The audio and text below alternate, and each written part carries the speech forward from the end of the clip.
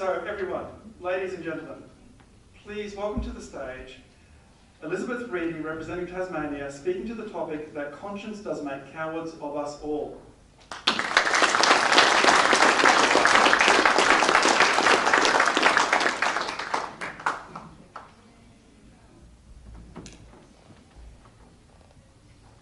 What do you mean? What do you mean I've got the wrong topic? I can't have. You mean after all this preparation, I've got the wrong topic? Ladies and gentlemen, conscience doth make cowards of us all, and I was going to be a coward tonight because I prepared the wrong topic. So what was I going to do? Would I be a coward? Would I leave? Would I come up with a fantastic excuse as to why I couldn't speak? What would I say to the clubs in Tasmania? What would I say to my club? I'm sorry, I got the wrong topic. And I thought, could I have an accident? Could I go out there and fall down the stairs? Could I pretend to die? I thought, could I be like my daughter when she was young? I'm going to hold my breath till I stop breathing and then you'll be sorry. Would I be like my 3-year-old grandson who would have a tantrum and kick and scream and you'd have to ring for an ambulance and I'd be carted off? But then I thought, I'm Tasmanian. I can rise to the occasion. We don't have 2 heads because the one that we have is so super good. And so, yes, I chose the wrong topic. And what are you going to do about it? Because I'm going to speak on some of the things that I prepared. And whilst I was trying to think about Hamlet, I thought, well, this is a wonderful, wonderful play. One of the most popular of Shakespeare's. So he was able to talk through what he wanted to with his troupe. And he had the influence of women. And I wondered, because I was reminded that in that era, particularly the 17th century, women were not allowed on the stage. And we know that Shakespeare wrote the most fabulous female roles. Bright, intelligent, strong, witty, independent women. Who was his role model for women? And I thought that was something I needed to think about. Maybe I should research it. And that's what I did, because his understanding of women was so incredible. And so with my research, I decided that I think I know who his role model was. And I think his role model for those women was his wife, Anne Hathaway. Now, lots of people perhaps would not agree with me on that, and that is fine. But I think that she was a woman who perhaps was not necessarily the average at that time. Women of that era had a pretty bad run in society because men controlled everything. Women could have no education. There were no schools for girls anyway. When they married, they could not inherit anything from their father. No titles, no money, because everything went to their husband. And Anne, as we know, was already fairly well established.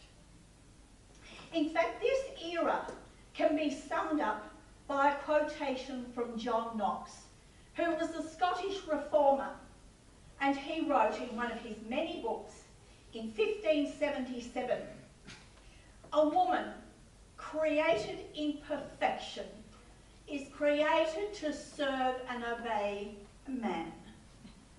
What could be better? So this will give you an idea already of what it was like for women. But Anne had her own income. One fact we do know is that she was 24 and he was 18. And people think that she pursued him. I don't think she did. I think she thought he was a bit of all right. But he was 18. He was just a youth.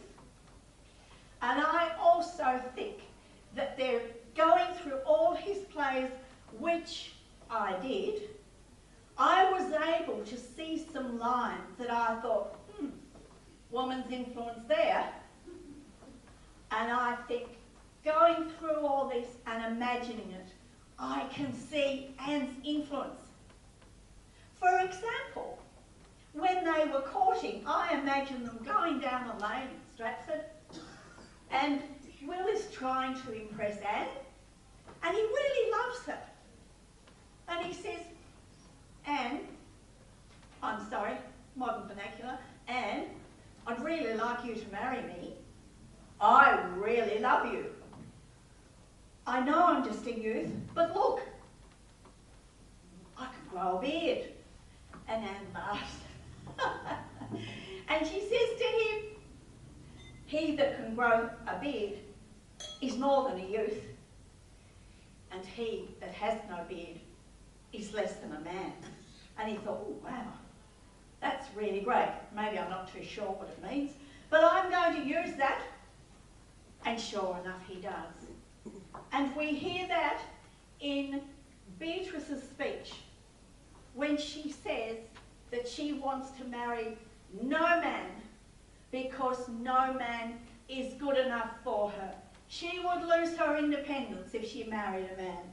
So it doesn't matter if he has a beard or not. She's not interested in him. Now, they did get married, and that's another fact. And they had 3 children pretty quickly, and Will stayed there in Stratford for 6 to 8 years. But he wanted to go to London. He wanted to be a poet. He wanted to have his poems published. And I suppose that Anne was thinking, "Oh, go on, off you go." And one day I imagine that he said to her, Anne, I really need to talk to you. I really need to talk to you. I've got to go to London. I've got to go. Anne, would you stop doing all these domestic duties and listen to me? And I can see Anne with her broom going, "Oh, Will, don't you know that I am a woman? When I think, I must speak." And sure enough, that comes up again. That comes up when Beatrice is trying to say, "I am busy. I am busy and you cannot speak to me. We cannot make plans." So, I'm sorry that I did not prepare the topic. But I did prepare for Shakespeare. And if you really wish to find out about Shakespeare and perhaps rediscover him, read him. Listen to him. He knew about life. He wrote for his audience. They loved him. His words are appropriate today.